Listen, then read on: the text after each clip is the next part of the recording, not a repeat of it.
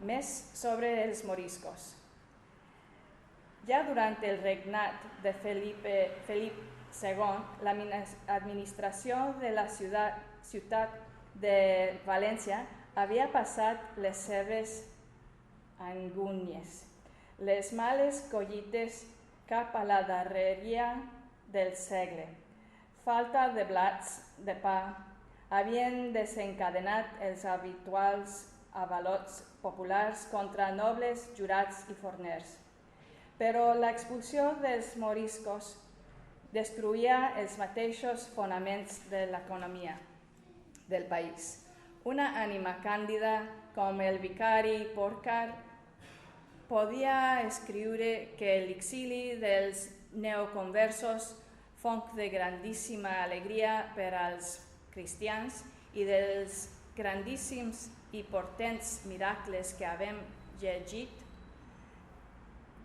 nobles i burgesos, religiosos i seglars no tardaren a comprovar que l'alegria i el miracle tenien unes tornes doloroses.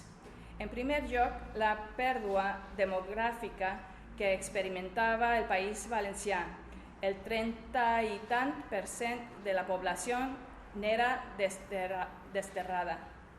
Havia de comportar una aclaparadora paralització de les activitats laborals, per bé que 3 o 4 milers de moriscos poguessin eludir l'expulsió i que alguns altres petits grups en quedessin graciats per la mateixa disposició real. Les 125.000 persones que hagueren d'abandonar les terres valencianes en 1609 i alguns milers més que n'havien desertat abans, suposaven una sagnia de braços tremendament decisiva. Si després alguns nuclis expulsos aconseguiren de regressar al regne sense massa dificultat, tampoc no constituïren un nombre considerable. El buit d'homes que es produïa deixar en un abandó absolut extenses comarques i les sovint populoses moreries de les ciutats. Els camps van quedar incultes i algunes indústries totalment interrompudes. El desconcert no tenia precedents. Era tota una catàstrofe en l'esfera de la producció local. Les víctimes més aparatoses foren els senyors de vassalls, els senyors de moriscos. De cop i volta es trobaven sense llurs súbdits, sense els tributs que ells treien i amb les terres de llurs dominis desproveïdes de cultivadors, però que les conseqüències de l'expulsió s'expandien a totes les altres classes.